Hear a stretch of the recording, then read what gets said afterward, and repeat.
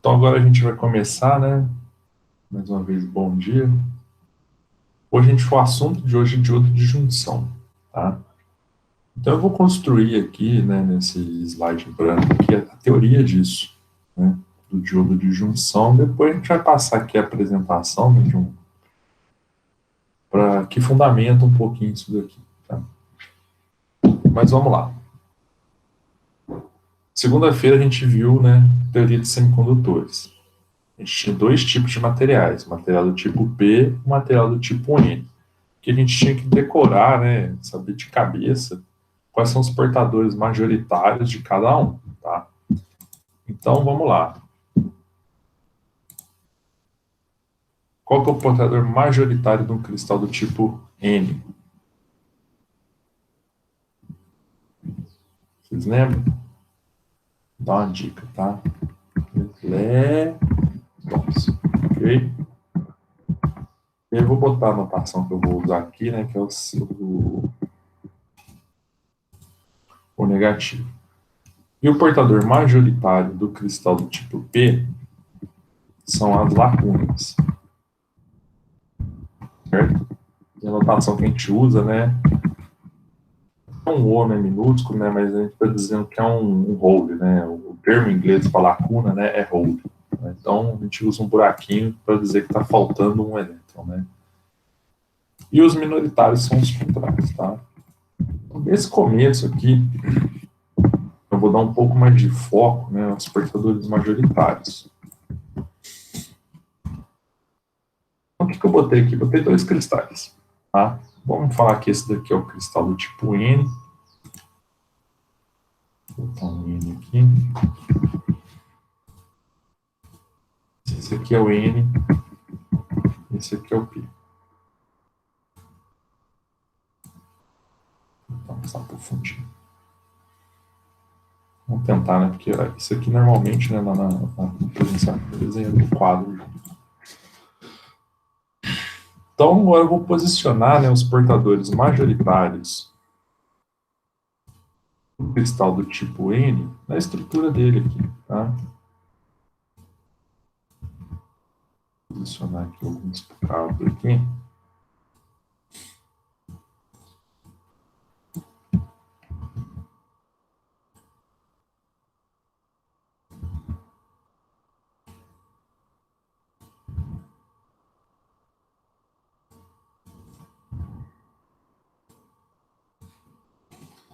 E vou ter uma ou outra lacuna, né, de recombinação perdida, né, aqui no meio do cristal do tipo N. Bom, no cristal do tipo P é o contrário. Tem as lacunas com portadores majoritários, que são os holes, né, os buracos na estrutura, né, que faltam elétrons que dos átomos equivalentes que a gente colocou.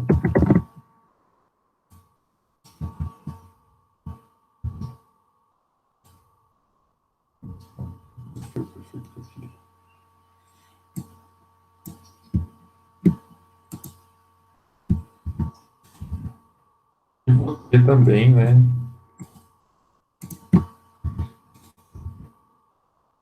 alguns portadores minoritários aqui sobrando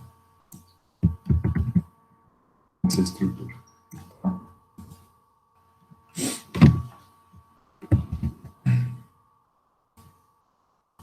Alguns. Bom, não é o objetivo ser tão caprichoso aqui. Então tá, um cristal do tipo N e um cristal do tipo P. O que eu vou fazer agora? Agora eu vou juntar os dois.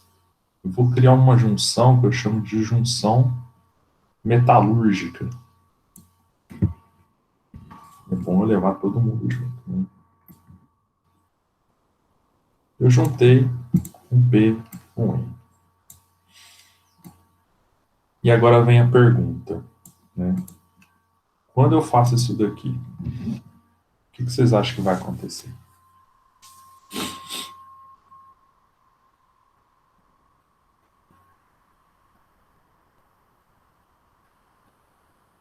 Ninguém tem um chute?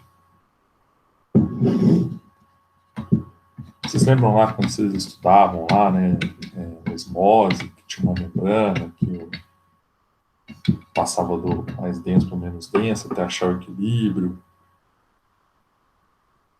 Isso, é mais ou menos nesse caminho, Gabriel. A gente vai ter uma movimentação de elétrons e lacunas, né? Então vamos pensar. O que acontece? Desse lado aqui do cristal tem um monte de lacuna querendo, faltando um elétron nela, certo? Vamos deixar ela mais pertinho aqui, ó. Para ver se fica um pouquinho mais endurecido aqui. E do lado de cá, eu tenho um monte de elétron livre procurando quem? Uma lacuna para se encaixar. Quando eu encosto um material no outro, o que vai acontecer? Esse elétron aqui, né, vai se recombinar com essa lacuna aqui. Esse elétron vai recombinar com essa lacuna. A gente vai ter um fluxo de portadores agora. A gente vai ter elétrons indo para o cristal P, ok? E lacunas vindo para o cristal N. É natural para todos vocês pensarem nisso? Sim. Natural, né? Aí a pergunta que eu faço, né? Vou separar de novo aqui, tá?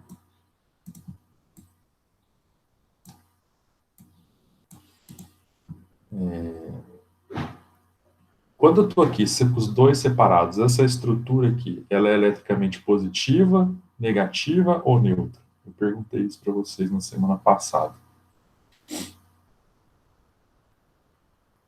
A quantidade de prótons aqui, né, é igual à quantidade de elétrons? Então ela é uma estrutura eletricamente neutra. Isso aqui a gente tem que estar bem fixado. Tá? É uma estrutura eletricamente neutra, porque a quantidade de elétrons é igual à quantidade de prótons. Às vezes esses portadores livres de elétron induzem a gente a falar que ela é negativa, mas ela não é. Ela é eletricamente neutra. A mesma coisa acontece, né, com o cristal do tipo P. Eu trouxe lá um átomo de boro, né, ele tem a mesma quantidade de elétrons e prótons. Então ele combinou lá com o silício, mas continua eletricamente neutro. Quando eu coloco um conjunto com o outro, e começa a acontecer essa movimentação de portadores de uma estrutura para outra, ou seja, tem um elétron deixando o cristal do tipo N e vindo para o cristal do tipo P. O que esse elétron que saiu daqui, veio para cá, deixou aqui no N? Ele deixou um íon quê? Positivo ou negativo? Eu perdi um elétron.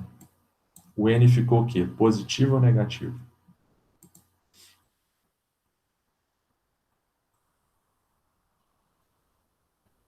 Se eu perdi um elétron, vou ter o quê?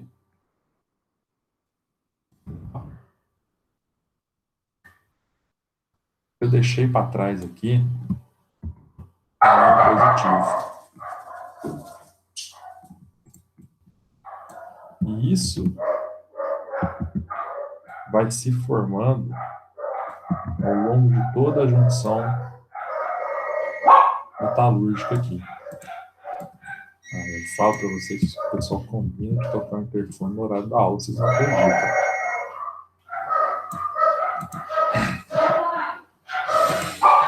Bom, em contrapartida, na hora que o elétron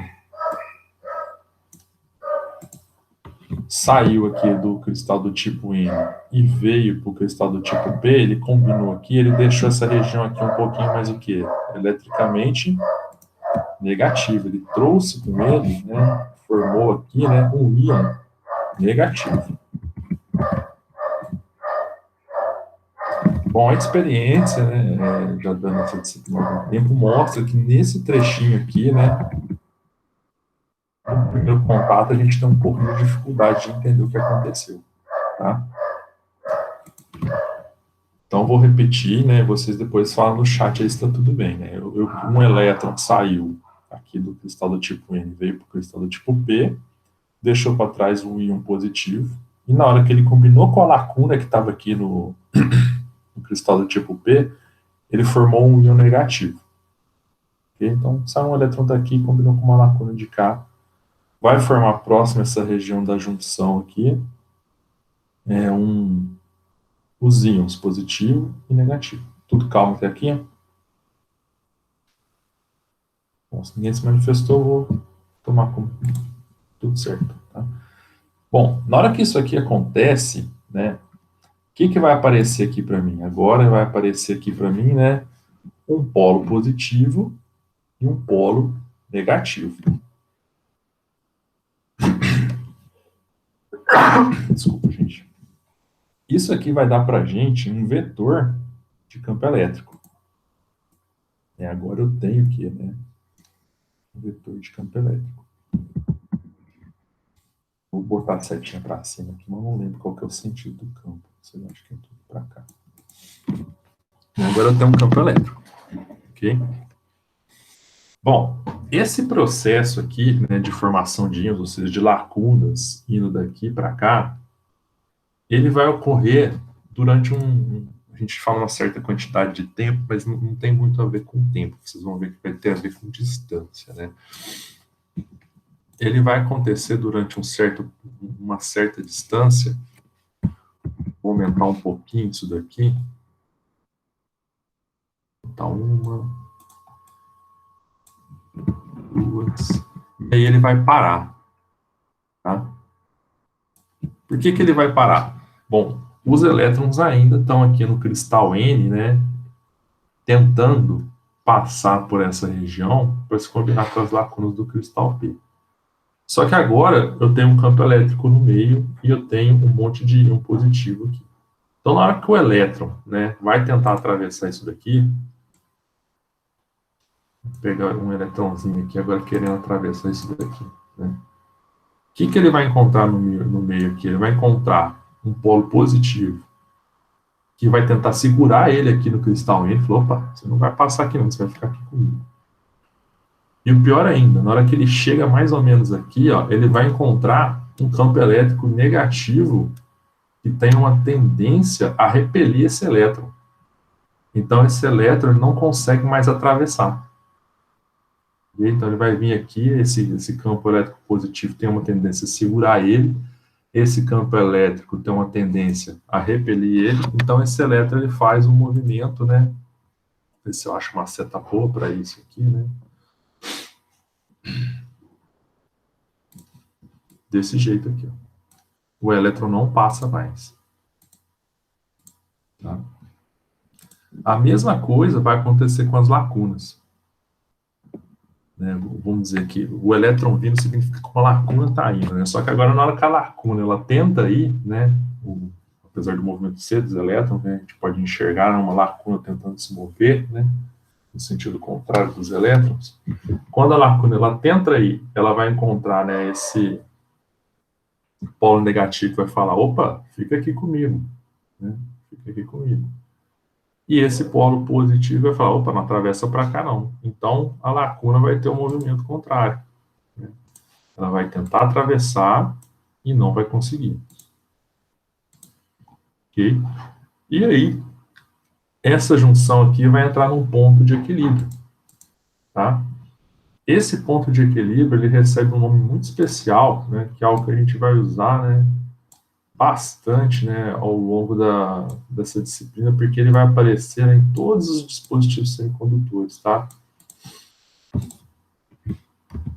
Essa região aqui, a gente vai chamar ela de, opa,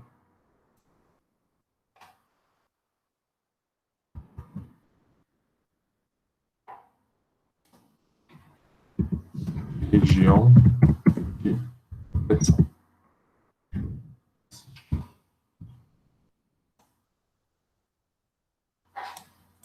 Ok? E esse dispositivo aqui, que é o primeiro dispositivo, o dispositivo lá inventado em 1940 e pouquinho, não lembro a data exata, né? É um diodo semicondutor, tá? Esse aqui é o diodo. Então, basicamente, agora, o que a gente vai fazer? A gente vai polarizar essa estrutura para mexer ou não com essa região de depressão, tá? E facilitar ou não o fluxo de portadores. Né? Porque agora eu preciso, né, para que isso aqui agora é uma estrutura composta por dois materiais semicondutores, né, eu preciso que uma hora ele se comporte como condutor, uma hora ele se comporte como isolante. Então, de acordo com a polarização que eu vou colocar nessa estrutura, eu vou fazer, né, com que essa região de depressão aumente ou diminua, que vocês estão vendo que na condição de equilíbrio aqui não tem mais fluxo de portadores, ela está quase como, ela está um isolante, né. Eu preciso, né, fazer que ela se comporte como um condutor ou como isolante quando eu quiser. Tá? Então agora a gente vai seguir na aula, né, uma sequência tão um pouquinho extensa aqui, né, tem 59 slides, mas vocês vão ver que alguns slides eu chamo de stop motion, né, que eu não fazia muita animação, né. Então vocês vão ver que não é tão grande assim, tá? Alguma dúvida nessa parte aqui que vocês gostariam de perguntar?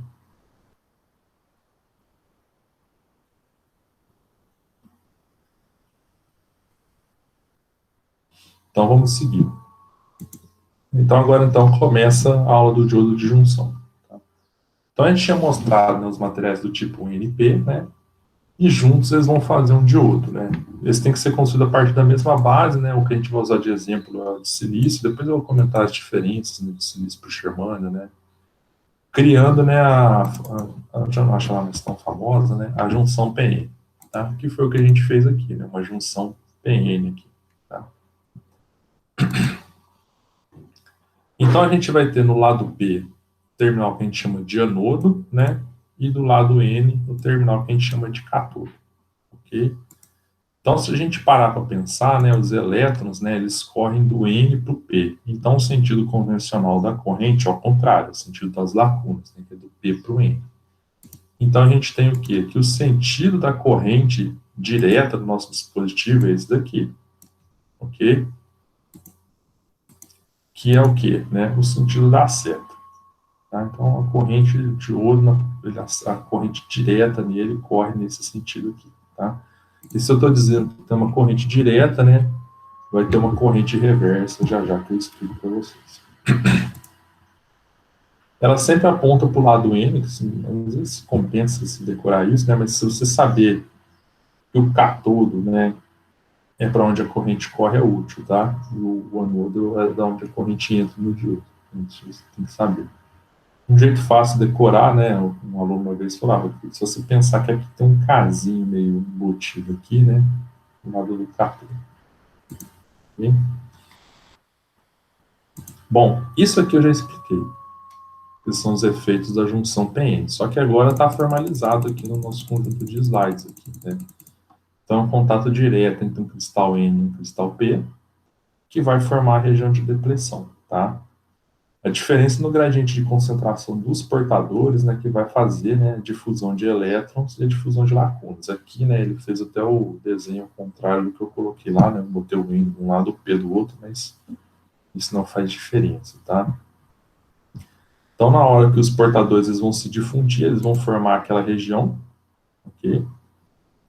Vai ficar os íons positivos no cristal do tipo P e os íons negativos no cristal do tipo N, tá? Por quê? Porque um elétron saiu do N e foi para o P, né? Deixou um positivo para trás, formou um negativo aqui, tá? E depois que essa região adquire, né, determinada largura, né, um determinado W, né, ela passa a repelir as lacunas do cristal P e repelir os elétrons do cristal N, ou seja, esse processo de recombinação ele para. Né? Ele até faz um comentário aqui no slide anterior, né, que vai resultar numa região sem portadores livres. Né? A gente não tem portador livre, não tem elétron e lacuna aqui nessa região. Tem só os íons. Ok? Bom, se eu tenho dois polos, né, isso aqui me cria, né, uma diferença de potencial, tá? É uma barreira de potencial. O cristal N é positivo em relação ao cristal P ou o P é negativo em relação ao N. Para o silício, essa barreira de potencial é um valor que a gente vai chamar, né, aí depende do livro que você está pegando, né, ele chama às vezes de tensão de limiar, ou tensão de threshold, ou tensão de depressão, e depende do livro que você está na mão. Né. Eu costumo chamar isso aqui, né, de tensão de limiar, tá, que é 0,0 7 volts, né, a 25 graus Celsius, ou seja, em temperatura ambiente, tá? O valor do VT, né, depende do tipo de material semicondutor, dos níveis de dopagem e da temperatura, tá? Então, esse VT ele vai ter um coeficiente térmico, ou seja, se eu começo, né, a esquentar isso daqui, né, a cada grau Celsius, né, ele cai, né, 2 milivolts, ok? Se eu estiver usando silício. Esse VT aqui, por exemplo, é o diodo de germânio, se não me engano, acho que é 0,3. Né? Então, ele depende do material, depende da dopagem, depende da temperatura. Tudo isso daqui vai variando, tá?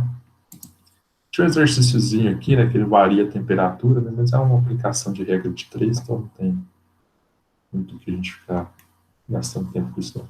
Agora, esse efeito aqui, né, de variação de temperatura e alteração da largura dessa região, né, em outros dispositivos, ele é muito mais crítico, né? Quando a gente chegar nele lá, a gente vai explicar, tá? E agora a gente vai fazer o quê? A gente vai polarizar essa estrutura. A gente montou ela aqui, né? E agora a gente vai colocar diferenças de potencial nos terminais dela. Né? Então, vindo aqui, né? Eu vou aplicar uma diferença de potencial, né, nas extremidades aqui da junção PN, tá? Do meu dispositivo. Essa tensão que eu vou colocar, eu vou chamar de VD, né, que é a tensão do diodo, tá?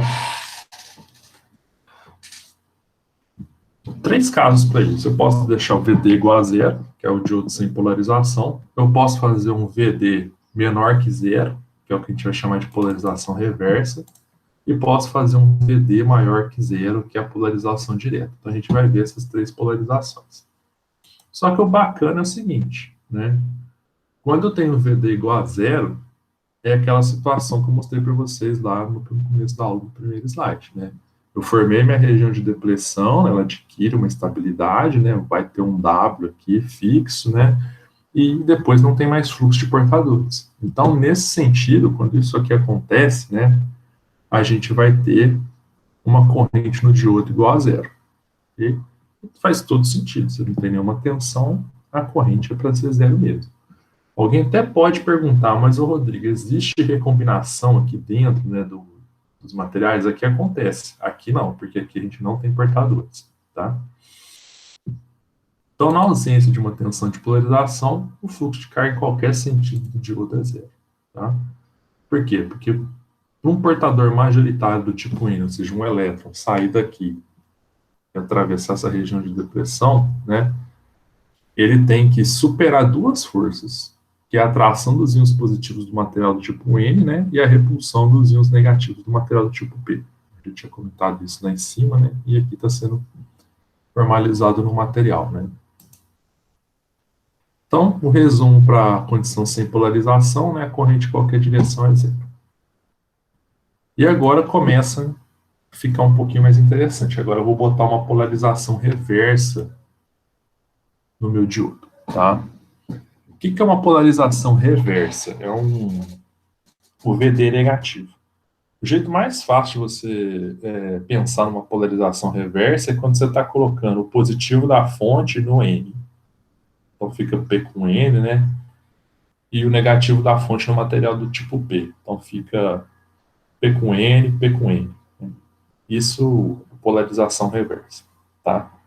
Então o que acontece quando eu tenho uma polarização reversa, tá? Eu estou aplicando um potencial positivo aqui, ok? Esse potencial positivo, né, ele tem uma característica de atrair os elétrons livres que estão no N aqui, tá? Esses elétrons livres que estão no N, vindo aqui para o potencial positivo, caminhando nessa direção, o que ele faz? Ele aumenta a quantidade de íons positivos próximo da região de depressão. Ou seja, tinha um elétron que estava...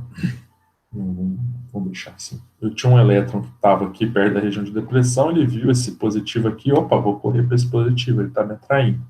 E ele vai largar, né, um íon para trás, e esse íon é positivo.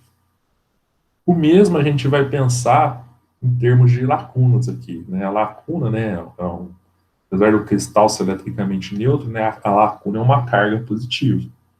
Ela pode ser interpretada dessa forma. Então, quando ela vê esse negativo aqui, ela tem uma tendência a correr para o negativo. Então, uma lacuna vindo para cá, quer dizer que um elétron foi para lá, né, ele vai formar um íon negativo aqui próximo da região de depressão. Então, na polarização reversa, o que eu tenho? Eu tenho um aumento da região de depressão. Tá? A região de depressão ela aumenta. Então, se lá já não tinha corrente direta na situação sem polarização, né, aqui ficou mais difícil ainda um portador, né, um elétron atravessar, né, desculpa, um elétron aqui no cristal N, atravessar para o cristal do tipo P. Ficou mais difícil ainda. Então, essa região de depressão ela aumentou, agora que nem o elétron do N passa para o P mesmo. Então, a gente não tem fluxo de portadores majoritários. Então, aqui, se a gente olhar o I majoritário, esse I majoritário é zero. E só que surge uma pequena corrente, tá? Ela é bem pequenininha, de portadores minoritários. E a gente tem que lembrar, então, né? Ah, não, qual que é o minoritário aqui no P? São os elétrons, certo? Os elétrons, quando eles enxergam, né, o potencial positivo para cá, eles têm uma tendência a correr para cá. Tá? Só que aí é portador minoritário, ou seja, um elétron no cristal P, ou seja, ele é minoritário aqui, tentando vir para esse polo positivo aqui. Então, como são portadores minoritários, eles são em número bem reduzido, essa corrente, que a gente chama IS, né, ela é muito pequenininha. Tá? A mesma coisa a gente pode pensar em termos da lacuna, né? A lacuna está vendo, a lacuna que está aqui no N, ela está vendo esse positivo aqui, ela vai tentar atravessar, certo? Só que como ela é um portador minoritário, okay, ela vai passar bem pouquinho. Vai gerar um fluxo de portadores minoritários muito pequenininho, que é o que a gente chama de IS. Tá? Então, seguindo, eu estou formalizando, né, que a gente vai ter, né, o aumento da região de depressão, ou seja, os efeitos de atração e de repulsão dos portadores majoritários, tá? São ampliados.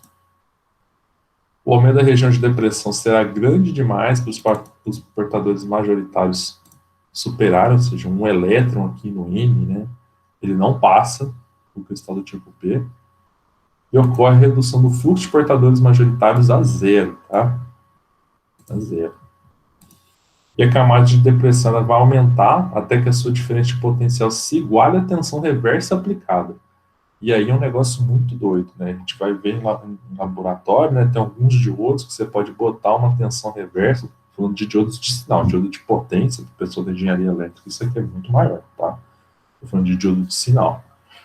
Né? Você vai botar uma tensão reversa aqui de 30 volts, ela vai aumentar essa região de depressão dentro do diodo de 30 volts. Então, um negócio dentro de um dispositivo, você vai ter uma região de depressão lá dentro, que a diferença de potencial entre elas é de 30 volts. Então, é um negócio que às vezes vai falar, nossa, como é que isso é possível? Mas é possível sim.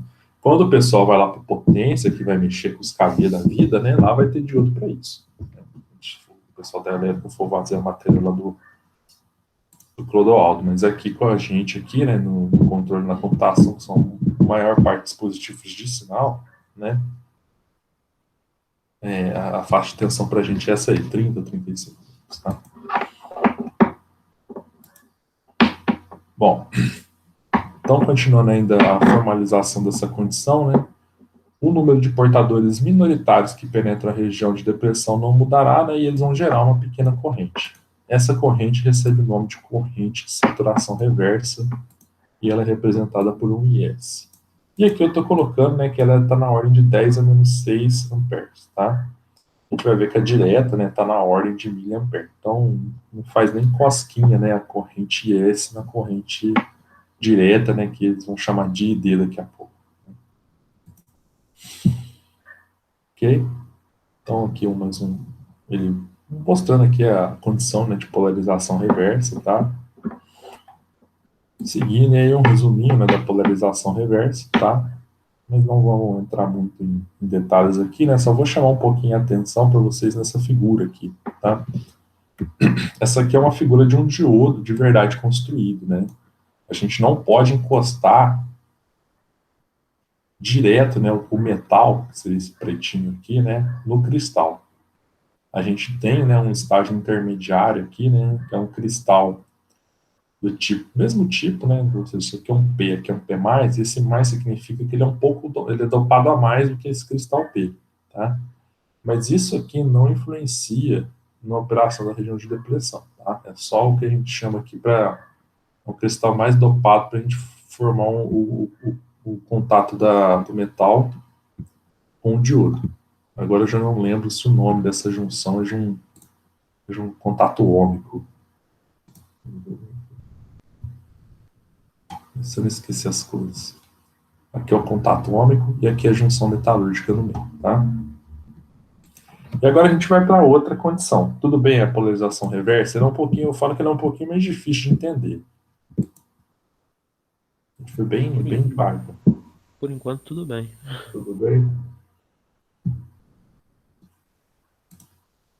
Então, polarização direta agora. Bom, polarização direta é fácil. P com P, N com N. Então, terminal negativo no N, terminal positivo no P. Ok? Bom, se lá a região de depressão aumentava, agora se você pensar que aqui é tudo ao contrário. A região, né, de depressão, ela diminui, tá? E agora a gente vai forçar, né, vamos dizer, vai surgir uma corrente majoritária maior, tá? Então agora vamos dar uma examinada nisso daqui, né, em termos de movimentação de portadores, né? A polarização direta, ou seja, esse potencial direto, ele vai forçar os elétrons do material do tipo N a se recombinarem com as lacunas do material do tipo P. Então pensa aqui, né? Eu botei um polo negativo aqui, né? Esse polo negativo vai enxergar um monte de elétron dentro do N, o que ele vai fazer? Ele vai empurrar esse monte de elétron para lá. E esses elétrons também enxergam, né? Um polo positivo aqui, vai querer correr para cá. Então são duas coisas fazendo, né, com que os elétrons do cristal do tipo N, né, migrem para esse lado aqui da região do tipo P. Okay? As lacunas é a mesma coisa. Opa, esse polo positivo está empurrando as lacunas do cristal do tipo N. E esse polo negativo está atraindo elas. Então, o que vai acontecer? O fluxo de portadores, agora, essa é a grande diferença, majoritários, aumenta. Então, aqui é elétron no N movendo para cá, lacuna no P movendo para cá. Portadores majoritários. Como eles são em uma quantidade muito maior que os minoritários, né, o que vai acontecer? Eles vão vir se recombinando, se recombinando, se recombinando, até que essa região de depressão aqui, ela diminui bastante, né? Ao ponto que a gente vai dizer que vai se formar um curto-circuito dentro do dispositivo, tá? Então, nessa condição de polarização direta, né, a gente vai ter, né, uma redução da região de depressão, tá? Então, aqui está, né, o fluxo de portadores minoritários não muda, vai continuar aquela corrente S lá, né? Mas a condução agora é controlada pelo número limitado de impurezas do material, que são os portadores majoritários que a gente colocou, tá? O fluxo de portadores majoritários vai aumentar intensamente através da junção. Bom, então se eu tenho portador majoritário e é elétron correndo, eu tenho o quê? Corrente elétrica. Ok? Bom, como é que isso cresce? E agora já vai entrar umas equaçõezinhas. Eu, pessoalmente, assim, não sou muito fã dessa equação, existem outras, tá? Porque ela faz algumas aproximações aqui, né? Mas existem outras equações para isso daqui, dependendo da literatura que você está pegando. Quando eu estou no Polestar, eu vou usar dele, tá? Então, qual que é o comportamento, né, dessa região de depressão, né, e da corrente que flui através do dispositivo em função dessa tensão direta? A gente viu, né, que na reversa eu aumentava a tensão reversa, eu aumentava a região de depressão, que ela ficava com a mesma tensão da polarização reversa. E na direta, o que acontece? Eu vou ter, então, que a minha corrente D, né, conforme o VD aumenta, a região de depressão diminui a largura, e o ID, que é a corrente direta, vai aumentar exponencialmente. Tá? Então, eu vou ter o quê? Que o ID é igual àquela corrente de saturação reversa, tá? Que multiplica a exponencial de K, VD, TK. Tá? E aí ele tem a notação de cada uma aqui, né? Onde K aqui é constante, né?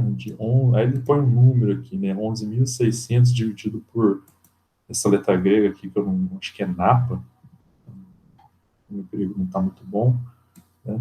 Que é 1 se for germânio e 2 se for silício, tá? Para correntes baixas, ou 1 se as correntes forem muito altas. Na verdade, o que ele está incorporando aqui nesse K dele, né? É a constante de Boltzmann, a carga do elétron e a tensão térmica, tá? Aí, se você fizer a continha lá, né? A conta é QKT, né? Que está englobado nesse negócio aí, né? A carga do elétron dividido, né, pela constante de Boltzmann vezes a temperatura em Kelvin, tá? E se você fizer essa continha aqui, né, vai dar 11.600. E aí ele faz um ajuste nisso, né, usando esse mapa aqui, né, para compensar os dois tipos de material, tá? Pode usar essa notação, né, pode usar outra, ou trocar esse K aqui pela constante de Boltzmann certinho, e o carga do elétron, temperatura em Kelvin, hein? Enfim, depende do livro que você está pegando. Como a gente está no Bolestad, eu vou manter isso daqui, tá? E essa equação, né, ela recebe o nome de equação de Shockley, tá? Foi o cara que descobriu isso daí, né? E a gente vai ver o que então? Que aqui, ó, tô aumentando, né, no eixo X seria o VD, né? Eu vou ter esse comportamento exponencial na corrente do diodo, tá? Bom, aqui é um resumo da polarização direta, né? E a única coisa que eu não comentei que tem aqui, né, que é o potencial necessário para desionizar, né, a região de depressão, ou seja, eu assumo que essa região de depressão está pequena o suficiente para ter um curto, né, quando eu venço, né, o potencial que ela tinha formado quando eu juntei os dois tipos de material, né? Isso para o silício é 0,7 volts, tá? Para o germânio é um pouquinho menor, 0,3. Então, eu posso dizer que depois que eu aplico um VD de 0,7, eu tenho quase um curto-circuito em cima do meu dispositivo, ok? E isso vai levar a gente, né, naturalmente, para a curva do diodo, tá? Até tinha lá um exercício que a gente fazia numa época passada aí, né, mas vamos olhar essa equação aqui, né, expandi ela em termos aqui, né, multipliquei o IS multiplicando, né, a parte exponencial, né, menos IS, né, menos 1 aqui, tá? Então, qual que é o termo variável mais importante nessa equação? Bom, a única coisa que varia aqui, né, se a gente supor, né, que a gente está, né, temperatura ambiente, não vamos sair disso, né? É o VD. A única coisa que você consegue variar nela, tá? Porque K, né? Ali está constante de Boltzmann, constante, carga do elétron constante, e a temperatura do Kelvin, a única coisa que você pode mexer, nós vamos assumir que a gente não vai mexer nela. Então só sobra o VD. Esse S aqui, ele depende do dispositivo, mas uma vez que você escolher esse dispositivo, ele não muda mais, tá? Então o que acontece quando o VD é positivo e aumenta? Tá? O que acontece com o valor de ID? Bom, eu tenho VD numa exponencial, certo? Isso aqui vai explodir. O que vai explodir? Essa corrente D aqui vai aumentar muito rápido, né? Por causa desse termo aqui, tá? O que acontece quando é o contrário? Quando esse VD é negativo e diminui. Quando esse VD é negativo e diminui, isso aqui vai tender a zero. E vai sobrar que o meu ID é igual a menos IS. E aí você consegue enxergar, então, as duas polarizações aqui agora. O que acontece quando esse termo é positivo? Ou seja, eu tenho uma polarização direta, essa corrente D vai explodir, né? Quando esse termo é negativo, ou seja, eu tenho uma polarização reversa, esse termo aqui vai tender a zero, vai sobrar que o meu ID é igual a menos IS, que foi a condição, né, que a gente tirou aqui, quando a gente estava estudando a polarização reversa. Okay? Então, essa equação ela representa bem, né, comportamento do dispositivo, tá? Bom, aí tá explicando, né, um pouquinho mais. E aí depois a gente vai elaborar isso graficamente, tá? Né, então, o que vai acontecer? Eu começo aqui, né, nas condições sem polarização, nada vai acontecer. Depois, agora, eu vou para polarização reversa, então eu tenho só, né, esse termo aqui, ó, menos IS, tá? E aqui para baixo. Ele é uma corrente ao contrário do sentido da corrente direta, né, e muito pequenininha. E depois ela não aumenta, ela é constante, tá? A gente vai ver que não é bem assim, né, mas vamos assumir que ela é constante, né, não importa a tensão reversa aplicada. E na polarização direta, né, enquanto o VD é menor que a minha tensão de barreira lá da região de depressão, ou seja, menor que o 0,7, nada acontece, tá? Já assume que não tem corrente, né? Ou seja, o diodo ainda não ligou, né? Eu não gosto muito disso, porque existe uma corrente aqui, uma coisa muito especial que eu estudei bastante, né? Mas aqui a gente vai assumir o quê, né? Que não tem corrente. A gente só vai começar a ter corrente a partir do momento que o VD atinge esse valor aqui, ó, de 0,7 para o silício, tá? Então vamos seguir. Aumentando o VD, ele começa a aparecer aqui, né, uma curvinha subindo, né? Cheguei no 0,7, daqui para frente o negócio vai embora. Tá? Fica quase, né, vira praticamente um curto-circuito. Não preciso nem aumentar mais o meu VD muito aqui para essa corrente subir bastante. Tá? Então essa daqui é a curva do diodo. E eu preciso ter uma noção, né, do que a gente está falando, né? Aqui o eixo, né, na parte positiva do eixo Y aqui, né, ele está em miliampere. Na parte negativa dele, ele está em microampere. 10 a menos 6. Então, a diferença é muito grande. Já a gente vai fazer isso graficamente, né? E isso é algo que vocês têm que ter essa noção, tá? Dessa curva do diodo, ok?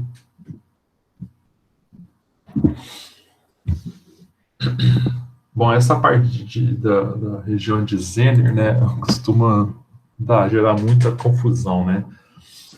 Quando eu aplico uma tensão de reversa muito alta no dispositivo, ele pode chegar nesse potencial que a gente chama de potencial de Zener, tá? Que gera, né, um diodo muito específico para a gente, né, que é o diodo Zener. Tá? A gente tem uma corrente tão alta, né, que ela vai destruir o diodo. Então vamos lá nesse gráfico aqui, depois a gente volta para esse slide. Imagine que aqui eu aumentei, né, estou na condição de polarização reversa, voltei para aquele slide, tá? Estou aumentando esse VD aqui, aumentando muito, muito, muito. O que vai acontecendo? A gente viu, né, que essa região de depressão, ela vai aumentando até igualar esse potencial, certo? O que acontece quando esse potencial aumenta tanto, que a região de depressão cresce tanto que ela não cabe mais dentro do dispositivo? O que você acha que vai acontecer? Se você fizer isso lá no laboratório, você pega um diodo, bota uma polarização reversa, e vai aumentando, aumentando, aumentando. Estourar o diodo? Ele abre no meio, exatamente. Literalmente vai abrir no meio, tá? Você estoura o diodo. Existem alguns diodos que eles são construídos, né, para operar nessa região, tá? Ele não estoura. O que ele faz? Ele mantém um potencial constante. Então, você consegue até fazer um regulador de tensão, né, usando esse tipo de diodo aqui, tá? Aí, só para formalizar, né, a gente vai ter uma alta corrente de ruptura, né, que destrói o diodo, né? E conforme a tensão reversa através da junção aumenta, né, aumenta também a velocidade dos portadores minoritários. Você está aumentando muito os portadores minoritários, tá? Então, a velocidade da energia cinética associada são suficientes para liberar outros portadores através de colisões com estruturas atômicas estáveis. Seria como se os portadores minoritários começassem a se trombar dentro do dispositivo até que chega uma hora que ele abre, tá? O elétron sai da banda de valência, né? Começa a sair da banda de valência, então vai ter uma corrente de avalanche, ou seja, fica uma zona dentro do dispositivo. Só que isso, né, é um diodo muito específico, é o diodo Zener, é uma característica que o cara usa, porque imagine, né, depois que você chega nesse potencial de Zener aqui, né, a sua corrente, né, ela tá constante, tá vendo? Então, se você quiser um circuitinho ali para fazer uma regular a tensão, vocês tem uma corrente variando uma carga, mas você quer sempre a mesma tensão na carga, né? Você vai usar um diodinho de Zener, um diodo especial. Tá? Só que isso aqui, né, esse potencial VZ para diodos de sinais normais, né, eu expliquei aqui o diodo Zener, né, ele gera para a gente uma figura de mérito, né, que é a tensão de pico reverso, que a gente pode pôr nele, né, ou pode ser o PIV ou PRV, depende do datasheet do dispositivo, tá? Que é a tensão de pico inverso ou a tensão de pico reverso. Então, você tem que sempre estar um pouquinho atento a isso, né, quando você estiver escolhendo um diodo, porque se você está escolhendo um diodo, existe uma tensão reversa em cima dele, tá? Você quer que uma hora ele funcione, uma hora não funcione. Tá? E essa tensão reversa que vai estar em cima dele tem que estar dentro dos padrões que ele aguenta, senão ele vai estourar. Ele abre mesmo. Okay? Silício germânio, tá? Aqui está comparando, né, a curva do diodo de silício com a curva do diodo de germânio, né? A gente vê o quê? Né? Que o VT dos dois é diferente, tá? E a corrente de saturação reversa do germânio é um pouquinho maior. Então, vão ter esse comportamento, tá? E o efeito... Oi? Uma dúvida, no diodo de Zener, dentro da corrente direta, ele faz algum tipo de alteração ou é só na reversa? É só na reversa, né? Ele está na polarização reversa, não tem corrente direta. Ok? Ok. E aqui o efeito da temperatura. Né? É um diodinho de silício aqui, tá? E a gente tem o quê? Que a corrente de saturação reversa dobra a cada aumento de 10 graus Celsius. Né? Então, o que a gente tem aqui? Ó? 200, 100, 25 e menos 75. Né? A gente está vendo que a temperatura está aumentando, né? Esse pontilhadinho aqui, né? Quando a gente está aumentando, a corrente de saturação, a temperatura está aumentando, a corrente de saturação reversa está aumentando. Ok? Em contrapartida, se a temperatura aumenta, né? Vamos dizer assim, o joelho diminui. Tá? Então, aquela tensão VT, para você vencer o potencial da barreira, né? Ela vai diminuindo. Então, aqui a azulzinha, né? Para a temperatura ambiente, né? E as outras são para 200, 100 e menos 75. Então, estou aquecendo o meu diodo, né? O meu VT vai diminuindo um pouquinho, tá? Só para vocês entenderem, né, o efeito da temperatura, né? Temperatura muito alta pode acelerar o processo de ruptura e vamos dizer assim, apesar daqui a corrente é bem pequenininha, né, mas é um senso, né? Aumenta a corrente, está aumentando a dissipação de potência, está aumentando a temperatura do dispositivo também, né? E aí a gente vai ter o diodo ideal, tá? Depois a gente vai entrar, acho que na aula que vem, que a gente vai ver modelos de diodo, né? Mas a princípio, né, a gente pode enxergar que na polarização direta o diodo é uma chave fechada, na polarização reversa o diodo é uma chave aberta, ok? Então não temos corrente ou temos toda a corrente, é assim que a gente enxerga. Agora, para deixar isso um pouquinho mais, não ficar só no parlatório, né, eu vou passar, né, por uma simulaçãozinha básica aqui. O que eu trouxe aqui? Eu trouxe um diodo, tá? Eu construí o circuito, né? Eu trouxe um diodo, né, 4148, ele é um diodo de silício, tá? E botei uma ponte V1 aqui, ok? Eu fiz uma simulação de sweep, que eu estava testando isso hoje cedo, né, para ver se dava para mostrar, né? Então vamos ver, né, nessa simulação aqui a gente vai tentar enxergar o quê? A curva do diodo, certo? Então, eu vou começar de menos 5 até 5. Primeira simulação que eu vou fazer, eu vou andar de 1 mV. O que eu estou fazendo aqui? Ó? De menos 5 até 0 é polarização reversa, de 0 até 5 é polarização direta, tá? Estou pegando a corrente que entra no dispositivo, porque é uma corrente... a corrente que entra no dispositivo é positiva. Dá um play aqui.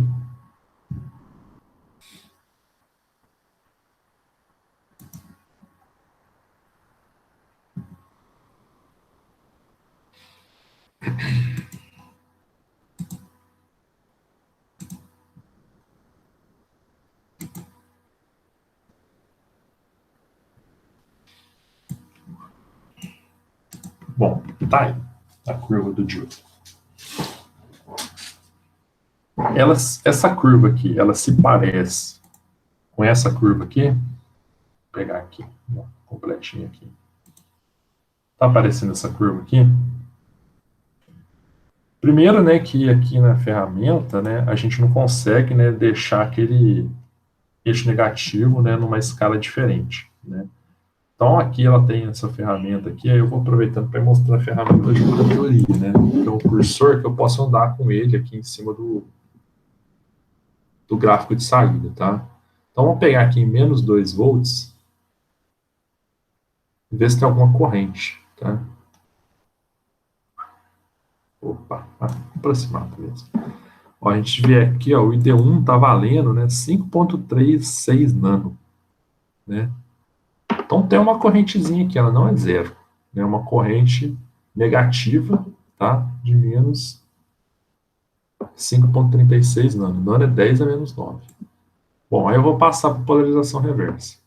Direta, desculpa. Passei o zero aqui e estou seguindo. Aí vocês vão acompanhando esse quadrinho aqui embaixo junto comigo, tá? Bom, estou aqui ó, em meio volt, mais ou menos. Começa já a surgir uma corrente. Aqui já está em 10 a menos 6. É um bocado maior que essa corrente aqui. Depois que eu vencer o 0,7, tá? E aí vocês vão ver que coisa assustadora, né? Eu tô vindo aqui, ó, já tô no perto do 0,7, tem 0,6, 2 mili, né? Passei o 0,7, aí acabou. Né? Tô em 1 volt, o negócio já começa a dar na casa de ampere.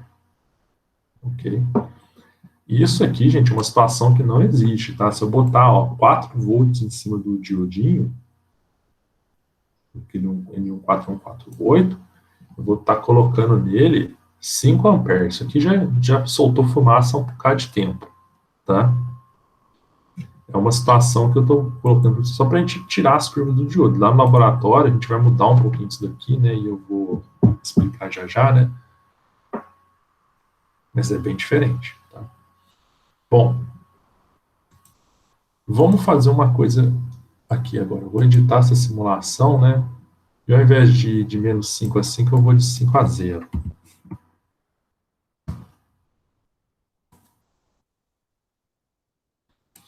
Vamos pegar só a parte da polarização reversa. Aí, ó. Vocês estão vendo? Tem aquele comecinho da curva lá, ó. Deixa eu abrir de novo aqui, ó. Tá vendo? Tem essa pequena caída aqui, depois ela fica constante, ok? Tá, primeira pergunta. Isso aqui para você é constante?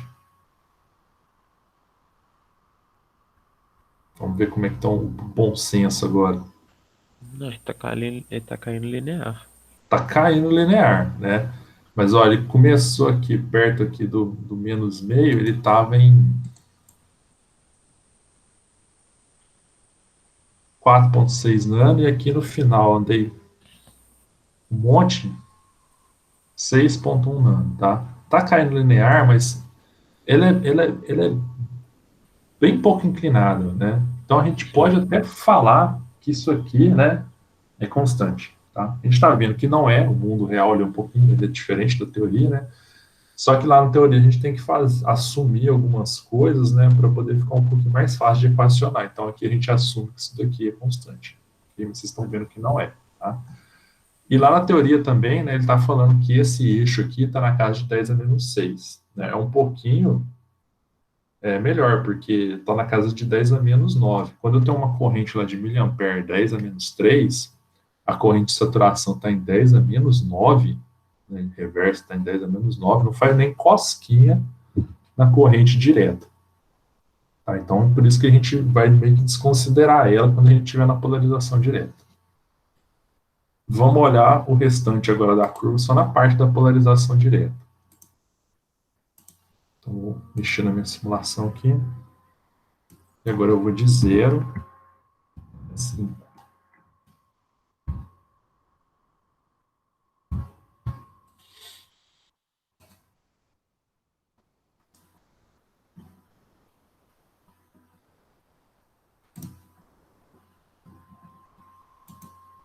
Bom, tá aí. A gente vê aqui bem agora, ó, que até, né, aqui, o 0,7, quase nada estava acontecendo. A gente sabe o que acontece, né, mas quase nada estava acontecendo. E daqui para cá, né, do 0,7 para frente, começa a surgir, né, uma corrente exponencial. Aí eu pergunto para vocês, isso aqui tem cara de exponencial para vocês ou tem cara de reta? Cara de reta, né? Como é que eu sei que isso aqui é exponencial, então, né? Se ele fala que a equação é exponencial. Primeira coisa que eu vou chamar a atenção, se tem uma cara de reta, depois eu posso aproximar isso aqui com uma reta, para deixar a conta mais fácil, porque fazer conta com um exponencial não é as tarefas mais fáceis, né? Posso aproximar isso aqui com uma reta? Tranquilo, né? Eu falei, tem mais cara de reta do que exponencial. Só que como é que eu sei que isso aqui é exponencial mesmo, né? Então eu vou pegar isso daqui, né? Dou um Ctrl X aqui na expressão, eu vou passar um ln nessa curva, né? Essa ferramenta tem essa facilidade. Então dou um log aqui, ó, é o log na base 10, né? E esse log sem nada é o logaritmo neperiano, tá? Beleza. Deu uma reta, ficou um troço esquisito aqui. Então agora eu vou pegar esse eixo aqui, ó, e vou colocar ele só do 0,7 para frente. Tá vendo? Ele não fica lá aquela coisinha perfeita aqui quando a gente pega do 0,7, porque aqui a gente está pegando um negócio que a gente chama de região de joelho, né? Só que se a gente pegar o começo da curva, vamos pegar aqui, ó, de 0 ao 0,7. A gente tem uma reta muito bem definida, tá vendo? Tem esse comecinho dela aqui, né, que não fala, o pessoal fala que não tem corrente. Tem uma região de inversão fraca, né, tem toda uma teoria em cima dela, né, mas a gente vai trabalhar nessa parte que isso aqui fica reto. Então, aquela curva realmente ela é, né, exponencial, tá? Depois dela fica aquela característica um pouco estranha, mas é porque ali a gente já está saindo da região de operação desse dispositivo aqui, porque a corrente já está muito alta, tá? Como é que a gente faz, então, né, para limitar a corrente desse dispositivo aqui, né? Lá no laboratório, vocês vão ter que vir aqui, né, e pregar, né, uma resistência, que a gente chama de resistência, o pessoal fala RL, né, resistência de carga ou resistência limitante, aí depende da literatura. E vamos repetir essa simulação na região de polarização direta, né, com essa resistência aí.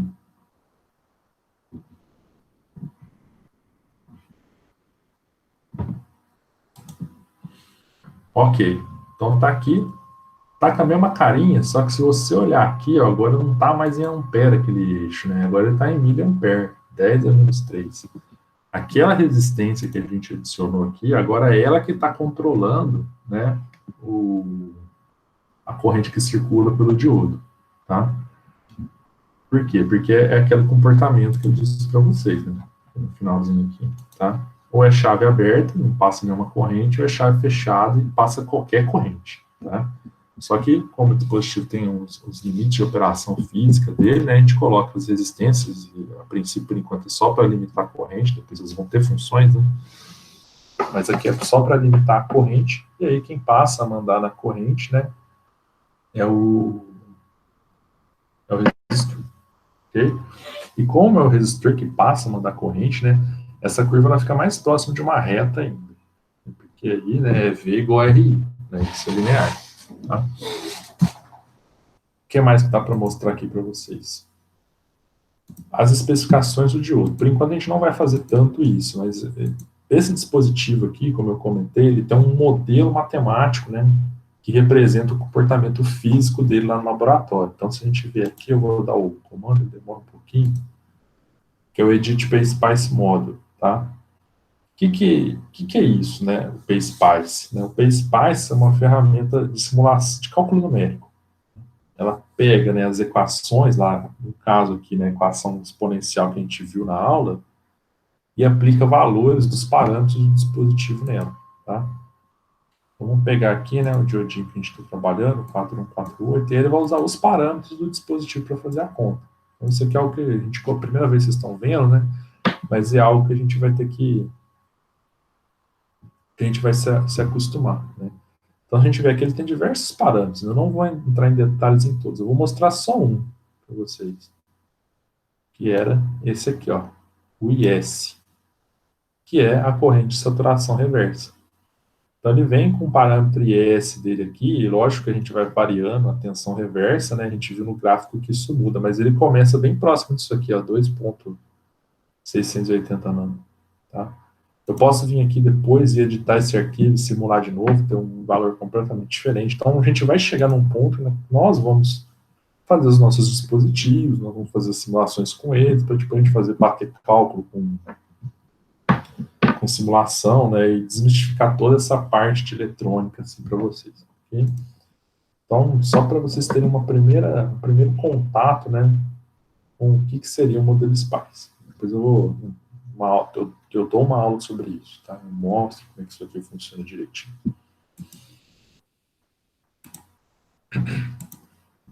E aí depois a gente vai poder operar com esse dispositivo, né? Vamos fazer uma situação aqui, ó. Vou colocar agora.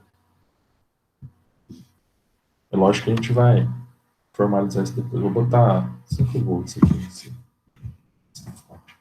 Vou fazer uma nova simulação, que é uma simulação de bias, tá? E aí, por isso que eu pedi para vocês irem fazendo. A gente já fez uma sweep, agora a gente vai fazer uma bias. A gente está sempre fazendo esse tipo de simulação para ver as coisas que a gente precisa, tá? Vou falar para ele incluir os pontos de operação. Vou dar um play aqui. Aí o gráfico fica, né? Porque ele não gera gráfico essa simulação. E vou usar os levels, tá? Ok. Tenho 5 volts aqui, então tenho 5 volts aqui no anodo do diodo, tá? E depois do diodo eu tenho 4.3, ou seja, quanto que é a queda que eu tive em cima do diodo? 0,7. Confere com o que a gente viu na teoria. Eu tinha uma queda de 0,7 para ligar o diodo.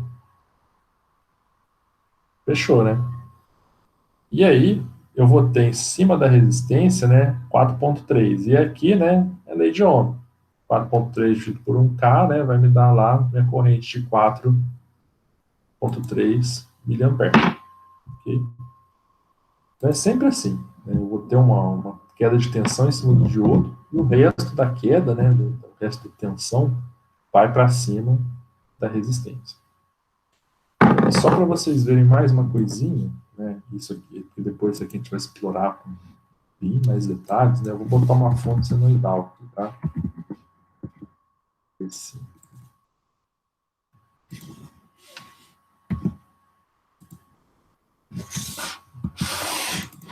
Não quero nenhum offset é um valor BC, né, tá? Eu vou botar ela com uma amplitude de 10 volts, dá uma exagerada, tá? Vou tirar esses 5 aqui para não gerar confusão, depois a gente vai explorar isso. Frequência bem baixinha, 10 Hz, né? O AC eu preciso configurar, mas ainda não mostrei para vocês, eu vou botar um. Vou fazer uma nova simulação transiente. Tá vendo? Tem uma coisa bem simples, tem que dominar as 3. Eu vou rodar isso aqui um segundo, tá? Vou dar um passo aqui de 10 oscilações do sinal e vou incluir o arquivo de ponto de operação. E agora eu quero ver a tensão na carga nessa simulação aqui.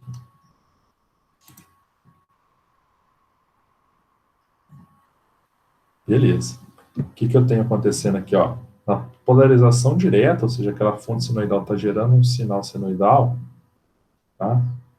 Eu tenho a senoide aparecendo em cima da carga. Eu peguei na carga aqui. Na polarização reversa, ou seja, quando a senoidal ficou negativa, opa, o diodo cortou. Eu estou tendo qual comportamento aqui? Chave aberta, chave fechada. Claro para todo mundo isso daqui. E isso aqui vai embora. Ok? Aí a gente vai trabalhar em cima desse comportamento do diodo de chave aberta, chave fechada, para a gente ir bolando nossos circuitinhos. Ok?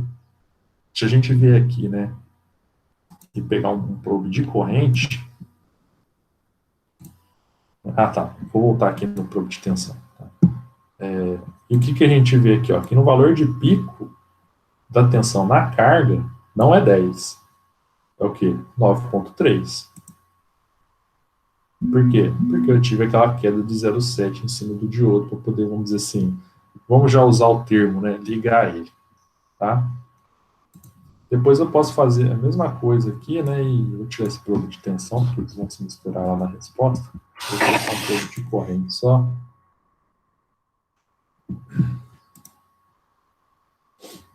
E a gente vê aqui a mesma corrente, né, só que agora lá no valor de pico dela é 9,3 mA. Ok? Isso a gente pode depois olhar a corrente no diodo, né, e aí a gente vai explorar essas coisas, né, com mais detalhes nas próximas aulas. A gente vai trabalhar a polarização disso daqui. Tranquilinho, gente?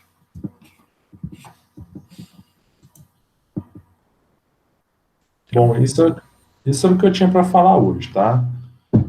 Talvez eu bote só uma tarefinha, ainda vou refletir a respeito dessa aula, né? Para dar esses problemas de chave aberta e fechada para vocês, né? Que essas tarefinhas bem pequenininhas para ir computando aqueles 2 pontos, né? E também eu verificar se vocês estão, né, acompanhando o curso, tá? Vou dizer que é para dar presença, mas é para eu ver se você está de fato tentando fazer, tá? Então vou encerrar a aula aqui, a gravação.